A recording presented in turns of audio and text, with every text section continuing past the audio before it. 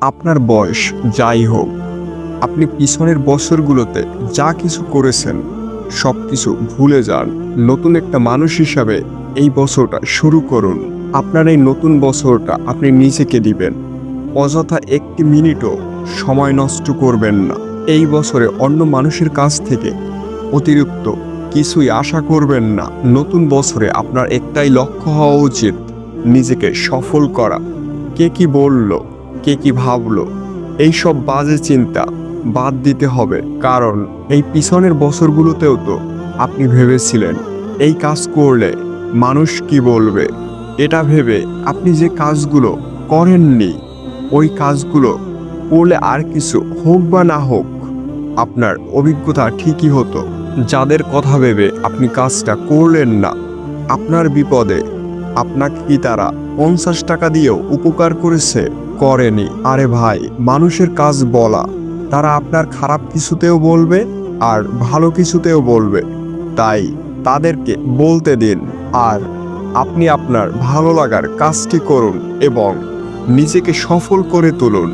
কারণ আপনি যখন সফল হবেন, যে মানুষগুলো আপনাকে নিয়ে সমালোচনা করেছে তারাও আপনাকে নিয়ে গর্ব করবে। আর আপনি যদি সফল বা প্রতিষ্ঠিত না হতে পারেন, বিশ্বাস করুন আপনার কাছের মানুষগুলো আপনাকে দাম দিবে না।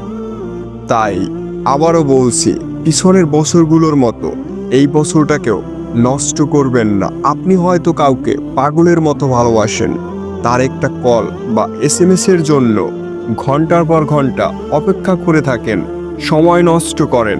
এগুলো বাদ দিন এবং এই সময়গুলো নিজের ক্যারিয়ারের পিছনে ব্যয় করুন। তার দেয়া অবহেলাগুলো সহ্য করেন, তার কথা ভেবে সময় নষ্ট করেন। ভাই, বাদ দিন এইগুলো। এই বছরটায় এগুলো করা বন্ধ করুন এবং নিজের ব্যক্তিত্ব তৈরি করুন। কারো কাছে নিজেকে সস্তা করবেন না। যে আপনাকে ভালোবাসে তার কাছে আপনাকে ভালোবাসা চাইতে হবে না। সে যত ব্যস্ত থাকুক না কেন, আপনার সাথে কথা বলার জন্য অবশ্যই সময় খুঁজে পাবে। তাই কারো কাছে ভালোবাসা ভিক্ষা না করে এই বছরটায় নিজেকে এমনভাবে পরিবর্তন করুন, যার একটা SMS এর জন্য অপেক্ষা করতেন তার চেয়ে 1000 গুণ বেটার মানুষগুলো আপনার ইনবক্সে মেসেজ দিয়ে রাখে। হাল ছেড়ে দিয়ে নিজেকে শেষ করে ফেলার কোনো মানেই হয় না।